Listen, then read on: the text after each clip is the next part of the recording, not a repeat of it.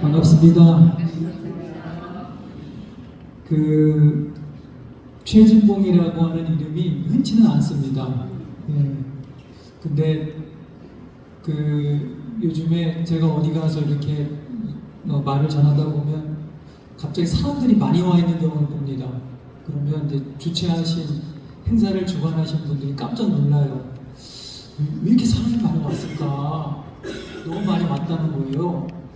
제가 아무리 생각해도 저 때문에 온 것 같진 않아요. 그랬더니 요즘에 방송에 많이 나오시는 최진봉이라고 하는 분이 또 계시는데 그분이 아마 더 유명하니까 그분이 오는 줄 알고 오신 분들이 있더라. 그런 얘기를 합니다. 예. 오늘 이렇게 만난 게 참으로 하나님의 큰 은총이라고 생각합니다. 예, 저는 학교에 이제 있으면서 좀 이제 목회자가 될 우리 목회자 후보생들을 주로 만나고 가르칩니다. 제가 이 목회자 세미나를 이제 가더라도 이렇게 전국 단위로 전국에서 모여 있는 목사님들 대상으로 이렇게 강의를 한 적은 그렇게 많지는 않습니다. 우리 문한평 목사님은 이번에 이 모임이 그동안에 많이 모였던 모임에 비하면 가장 적은 숫자라고 하지만 제가 볼 때는 저 여태까지 목회자분들 대상으로 한 강의에서 오늘이 가장 많은 목사님들이 계신 그런 자리입니다. 좀 떨리기도 하고요. 네, 오늘 이제 1시간 반 정도 설교에 대해서 함께 생각을 하려고 하는데요.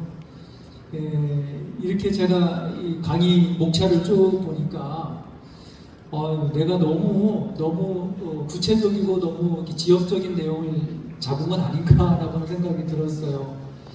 예. 그래도 하나 정도는 전체 강의 중에 하나 정도는 좀 실제적으로 구체적으로 우리 목회 현장에 적용할 수 있는 내용이 있는 것도 좋겠다라는 생각이 제가 들었습니다. 우리 목사님들과 무슨 얘기를 할까 이렇게 고민을 하다가 그죠? 아까 우리 소개해 주신 목사님도 말씀하셨지만 목회에서 가장 어려운 부분, 가장 어려우면서 가장 피할 수 없고 가장 즐겁고 가슴 뛰게 하면서도 피하고 싶은 일이라면 단연 설교입니다. 제 선생님이나 저희 선배분들은 나는 설교 때문에 산다라는 얘기를 하셨어요. 나는 설교 때문에 산다.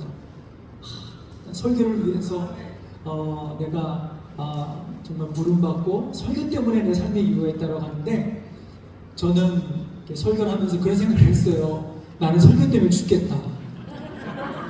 예, 나는 설교 때문에 죽겠다. 예. 여러분 어때요? 정말로 설교를 하고 나면 내 안에 막 뜨거운 하나님 주신 열정과 그 보람과 의미와 소명과 이런 부분이 막 불타잖아요. 그런데 설교하기 전에는 어떻습니까? 설교 때문에 정말 너무너무 힘든 거예요. 아마 여기 다들 아시겠지만 설교 한 주 안 하면 휴가입니다. 휴가. 예. 다른 걸 다 하셔도 설교하면 쉬는 게 아니에요. 다른 걸 다 해도 설교 안 하면 쉬는 거예요. 여러분 그렇지 않습니까? 예, 그만큼 설교가 아주 무거우면서도 우리 목회의 가장 핵심이고 그런 중요한 일입니다. 그래서 어떻게 하면은 우리 목사님들과 실제적으로 설교에 대해서 제가 도움을 줄 수 있을까 고민 끝에 한번 제목을 잡아봤습니다. 예, 한 번에 익히는 설교 쓰기.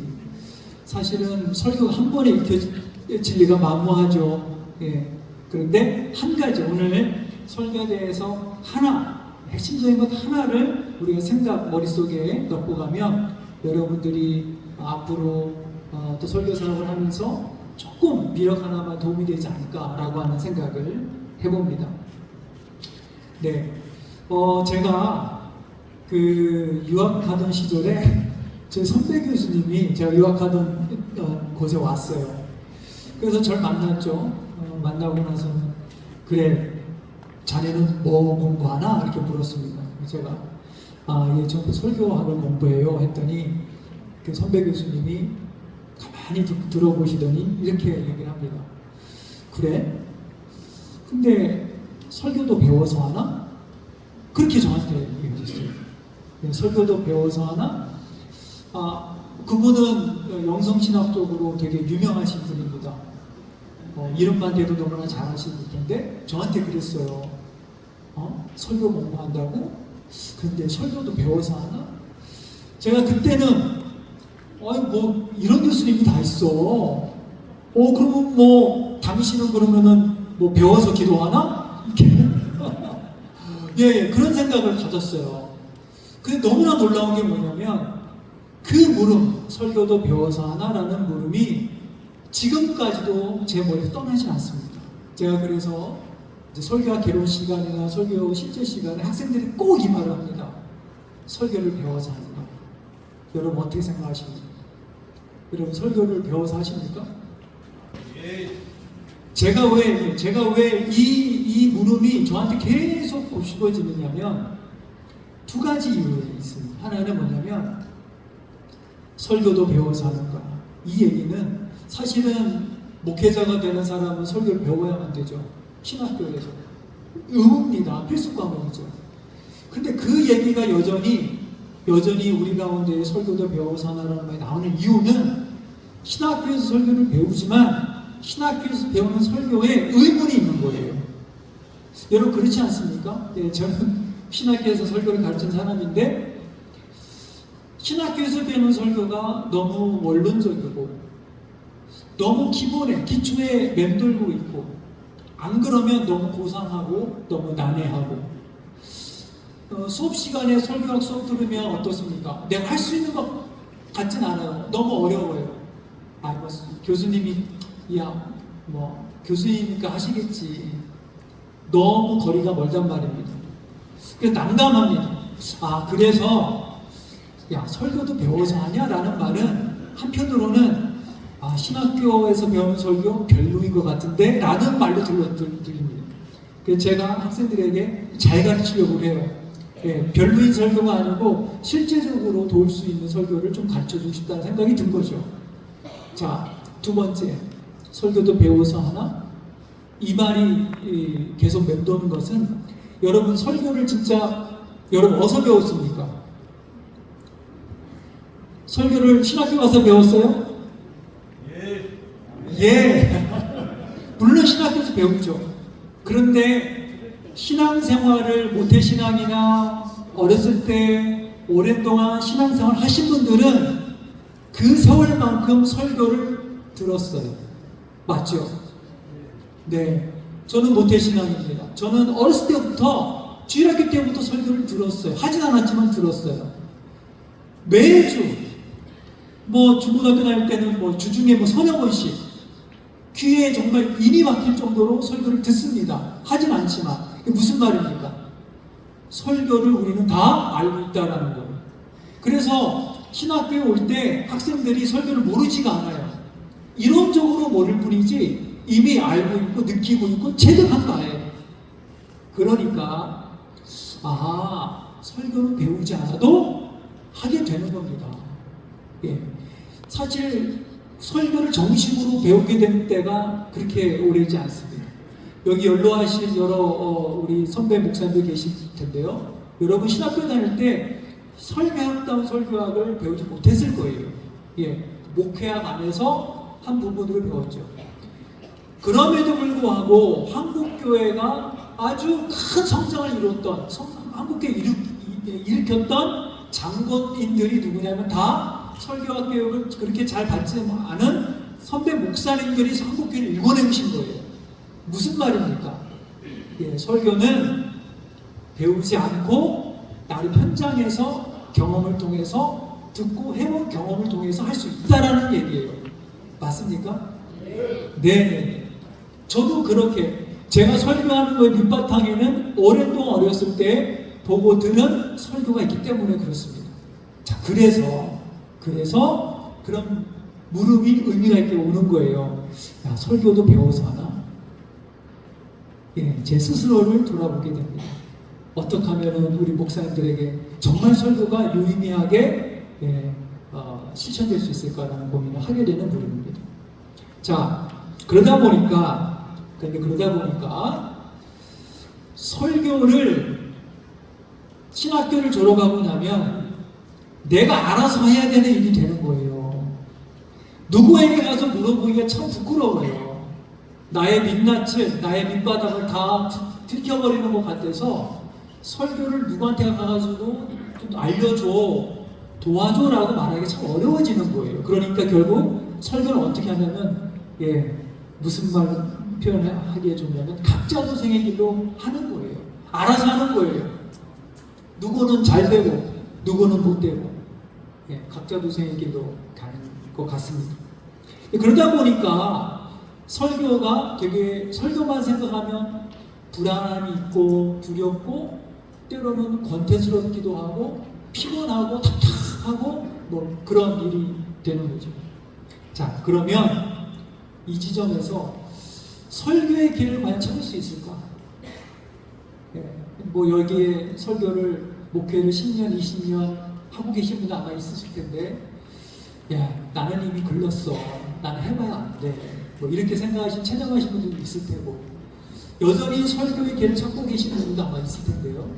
자, 그러면 어떻게 우리가 다시 설교의 길을 찾을 수 있을까? 단순하게 생각할 필요가 있습니다. 아주 단순하게. 어떻게 생각이냐? 한번 이런 질문을 한번 해보세요. 나는 설교를 왜 하고 있는가? 나는 설교를 왜 하고 있는가? 지난주에도 설교하셨죠? 이제 이번 주에도 설교하실 거예요. 잠깐 멈춰서서 본인에게 물어보세요. 나는 설교를 도대체 왜 하고 있는가? 그 예배 순서에 설교라는 순서가 있어서 난 하는 건가? 성도들이 설교하라고 막 시키니까 내가 하라는 건가? 나는 하기 싫은데?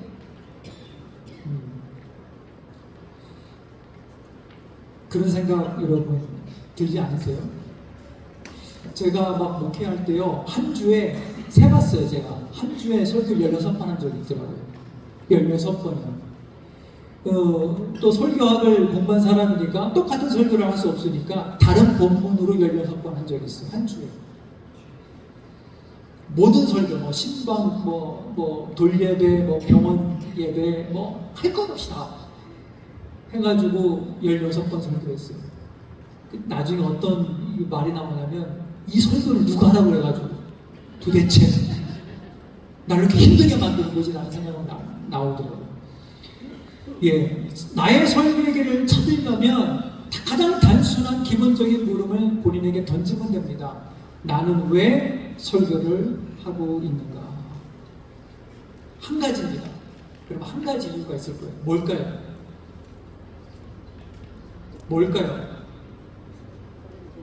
여러분, 왜 우리가 설교를 하고 있죠?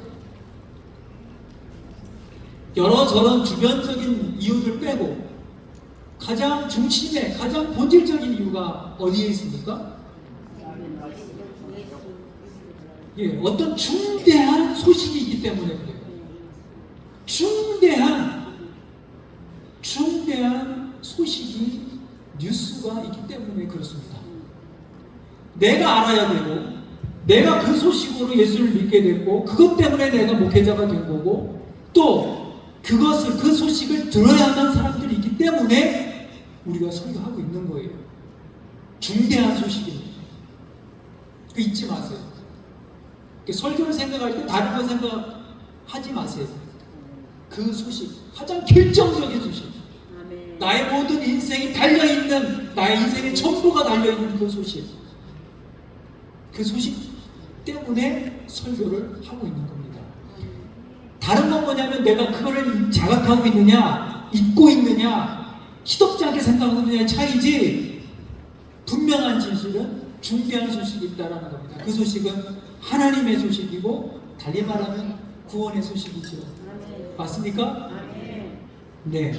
자, 그렇다고 한다면 우리 설교자의 가장 중요한 것은 무엇인가?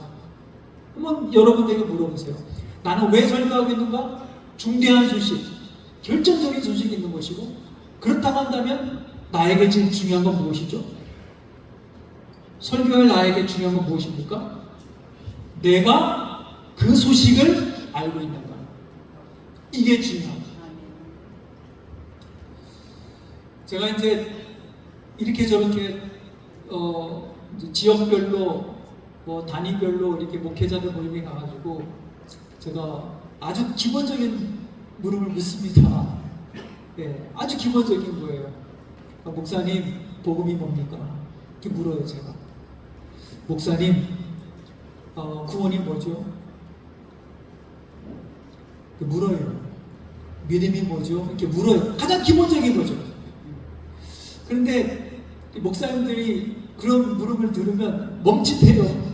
이렇게 생각을 이제 하시더라고요. 그리고 이제 답을 하십니다. 근데 그 답들이 천편일률적으로 같아요. 예, 우리 이런 교리서에 나와 있는, 예? 복음은 예수님께서 나의 죄를 위해서 죽으셨다가 살아나셔서 나를 사랑하신 구원의 소식입니다. 이렇게 대부분 다 그런 얘기를 하세요. 네, 똑같은 얘기를 하세요. 제가 들을 때는 이 목사님 개인적으로 복음에 대한 큰 사건이 없었구나. 그러니까 그냥 책에 나와 있는 그런 얘기를 하고 있는구나. 그런 분들이 많더라고요. 여러분, 우리가 목회자가 되고 설교를 한다 하지만 과연 그 중대한 소식, 결정적인 소식, 구원의 소식을 내가 알고 있느냐, 이게 중요합니다. 이게 중요합니다. 자, 그것을 알고 있어야 됩니다. 그 소식을 알고 있어야 되고 그 소식을 가지고 있어야 됩니다. 아주 단순한 얘기지만 우리 학교 다닐 때 국어를 배웠죠. 국어 시간이 있습니다. 국어 선생님이 국어를 가르치면 국어를 모른다고 생각해 보세요. 수학 선생님이 수학을 가르치는데 수학의 핵심을 몰라요. 그럼 어떻게 되겠습니까? 시간은 가서 배우지만 핵심 정수를 모르는 거예요. 설교자가 설교를 하는데 설교, 중심, 복음을 몰라요. 네, 그러면 겉돌고 권태롭고 두렵고 불안해지는 겁니다. 자, 중대한 소식 우리에게 있다. 내가 그 소식을 알아야 된다라고 한다면, 그렇다면 이제 설교자가 집중해야 될 건 뭐냐면 그 소식을 뽑아내는 겁니다. 매주 우리에게는 설교할 본문이 있죠. 그 본문에서 그 중대한 소식, 결정적인 소식을 뽑아내는 것이 설교자에게는 아주 중요한 일이 됩니다. 뽑아내는 것, 그걸 메시지 창안이라고 합니다. 메시지 창안. 저는 오늘 메시지 창안에 대해서 여러분들과 말하려고 합니다. 네. 자, 설교는 메시지입니다. 네. 그러니까 사실 설교를 잘하려고 하면 안 됩니다. 제가 항상 학생들과 목회자들이 그래요. 제 스스로에게도 잘하려고 하지 마. 뭘 잘하려고 한다는 거야 도대체?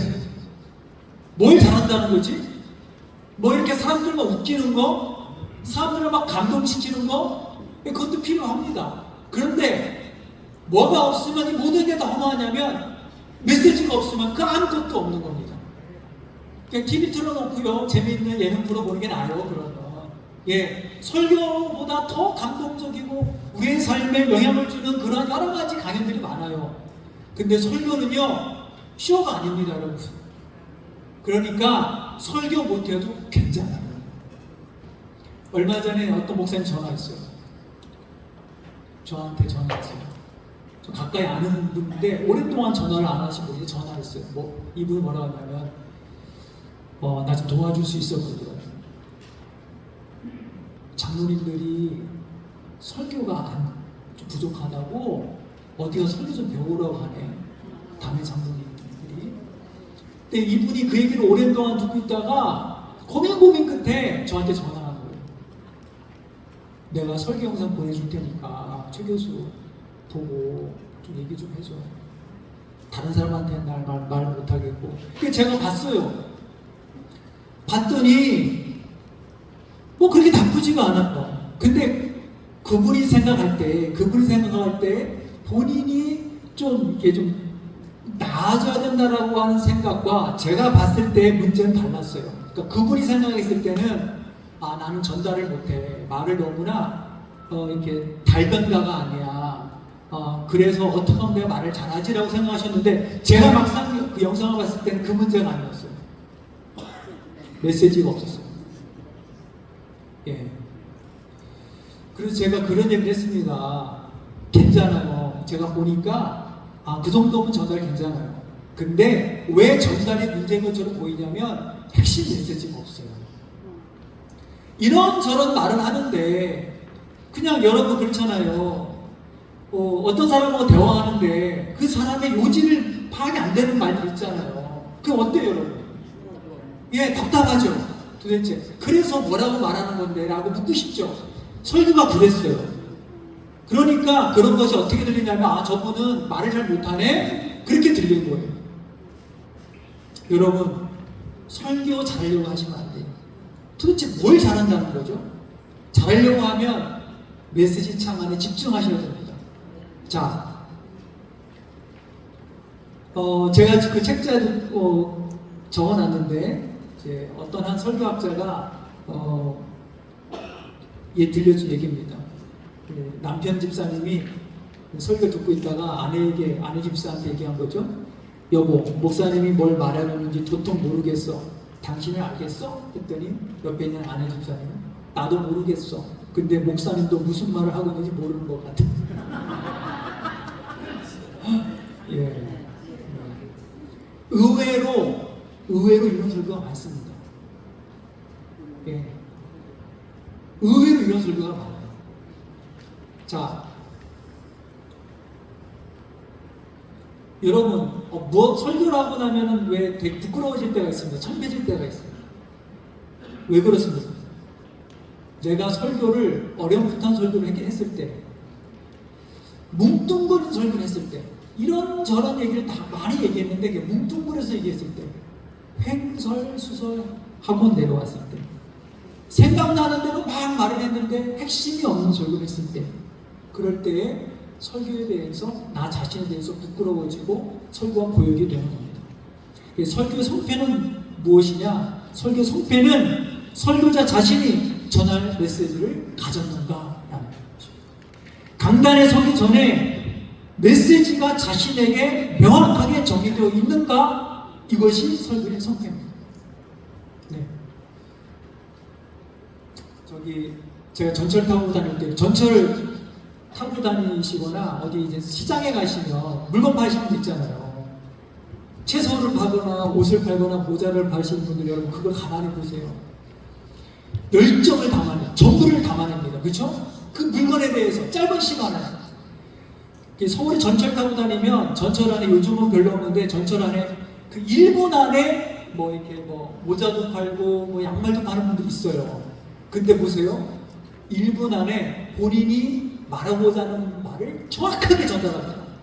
그럴 수밖에 없어요. 전철하면 너무 시끄럽죠. 언제 누가 자기를 잡아갈지 몰라요. 근데 거기서 본인이 팔려고 하는 물건을 막 얘기를 하는데 제가 관찰을 했어요. 그 사람은 자기가 뭘 팔아야 되는지에 대해서 정확하게 알고 있는 거예요. 그러니까 뭐예요? 핵심을 찔러요. 거기서 사는 사람이 있어요. 네, 마찬가지입니다. 설교자가 내가 지금 서가지고 말하는 것에 대해서 본인이 알고 있어야 돼요. 확신이 있어야 돼요. 하다못해 물건을 파는 사람도 그런데 하나님의 소식을 전하는 사람 어떻게 있어요? 내가 오늘 전하는 이 메시지가 어떤 메시지라고 하는 메시지 골자를 알고 있어야 돼요. 그러면 자신감이 있어요. 괜찮아요. 말 못해도 괜찮아요. 적어도 뭐가 있어요? 그 사람에게는 소식이 있는 거예요. 메시지가 있는 거예요. 네. 설교의 관건은 뭐냐면 메시지를 먼저 설교자 자신에게 또렷이 세우는 겁니다. 그러니까 나는 성도들에게 이 소식을 전해야지. 물론 설교는 성도들에게 나아갈 소식을 메시지를 전한 겁니다. 그런데 성도들에게 설교가 제대로 나가기 위해서 누가 먼저? 설교자 자신이 알아들어야 돼요. 본인이. 제가 이 얘기를 해드릴게요.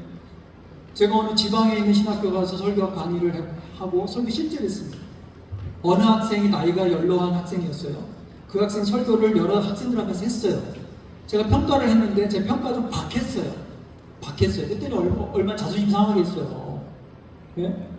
나이가 지긋이 먹은 이 신학생이 자기 아들, 딸걸 되는 학생들 앞에서 교수가 설교가 별로였다고 얘기하니까 얼마나 그렇겠어요. 그랬더니 이 학생이 저한테 항변을 하듯이 교수님이 설교를 이렇게 평가했는데 사실 제 설교는 이런 설교였습니다라고 한 3분간을 저한테 막 얘기를 하더라고요. 제가 가만히 듣고 보니까 아까 설교보다 더 좋아요. 왜 그래요? 설교할 때는 횡설수설했어요. 정리가 안 됐어요. 근데 본인이 가만히 듣고 보니까 아닌 거거든. 막 얘기하는데 그 3분짜리 설교가 더 좋았어요. 그래서 제가 뭐라고 했냐면, 전도사님 지금 그 3분이 더 좋아요. 그렇게 설교하세요. 무슨 말입니까? 강단에 서기 전에 정리가 안 된 거예요. 정리가 된 상태에서 올라와서 한번 설교해보면 어떨까요? 자신감이 있죠. 네. 여러분들 자녀나 가족들에게 막 잔소리할 때 있잖아요. 막 자녀들에게, 남편에게, 아내에게 핵심이 있거든요. 그때는 특히 싸울 때 핵심이 있어요. 원고부 하나요? 그때 싸울 때 원고부 안 해요. 핵심이 있기 때문에 상대방을 찌르는 거예요. 임팩을 주는 거예요. 그거는 배우지 않아도 나오는 거예요. 배우지 않아도. 왜? 내가 말하고자 의지가 분명히 있기 때문에. 우리가 설교를 그렇게 한다고 한번 생각을 해봅시다. 나에게 중대한 소식, 결정적인 소식을 내가 알고 있고 가지고 있다. 자, 그래서 오늘은 그 결정적인 설교의 결정적인 소식을 내가 어떻게 가질 것인가에 대해서 짧게 제가 이제 얘기하려고 하는데 그 내용은 뭐 많지는 않습니다. 그 넘어가기 전에 제가 성령님의 역사에 대해서 얘기를 하려고 합니다. 자, 보세요. 하나님은 어떤 하나님이냐? 사람을 초월해서 말씀하신 하나님입니다. 맞습니까?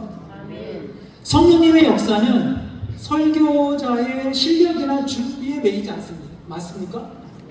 네. 분명합니다. 설교 준비를 사실은 할 수 없을 때가 있어요. 그죠? 길에 가면서 저 집에 신방하러 가면서 설교를 해야 될 때가 있어요. 그때 하나님이 말씀 주시기도 해요. 사람의 모든 것들을 넘어서 역사하시는 하나님. 문제는 뭐냐면, 문제가 어디에 있냐면 성령님의 역사를, 성령님의 역사다라고 하는 말을 무기로 삼는 거예요. 무슨 말입니까? 자신이 설교의 아니라고 태만한 것을 뭘로 포장하는 거예요? 성령님의 역사로 포장하는 것이, 그것이 문제라는 거예요. 왕왕 이런 얘기들을 합니다. 농담 삼아서. 우리 이제 목사님들이, 여기 계신 분들은 그런 분들이 없을 텐데, 이런 얘기를 제가 듣습니다. 무슨, 들어보세요. 목사가 강단에서 무슨 말을 하든 성도들은 은혜 받는다. 심지어는 이런 얘기도 제가 옛날에 들었어요. 목사가 강단에서 기침만 해도 성도는 아멘하고, 목사가 강단에서 방구를 껴도 성도들은 아멘한다는 거예요. 이게 무슨 말입니까? 네. 이게 바로 성령님의 역사를 목회자 스스로가 자기가 판단한다는 거예요. 이거는 심각한 문제입니다. 네. 근데 우리가 설교에 자신이 없고, 설교가 불안하고, 설교 준비가 너무나 어렵고, 그래서 그냥 생각나는 대로 그냥 하게 되다 보면, 내가 그렇게 딱 던진 말에 누군가가 와가지고 목사님, 전도사님 오늘 은혜 받았어요, 그런 얘기가 빈번해지면 어떻게 돼요? 그런 생각을 하게 되는 거예요. 자, 제가 책자에 좀 적어놨지만 제가 읽어볼게요. 잘 들어보세요. 하나님은 성령의 감화로 우리의 우둔한 입에서 생명의 말씀을 내십니다. 그런데 그렇기 때문에 하나님은 우리가 말씀을 사모하고 설교 준비에 집중하고 설교 준비하는데 고단한 수고를 아끼지 않을 때에 더 깊은 생명의 말씀을 주십니다.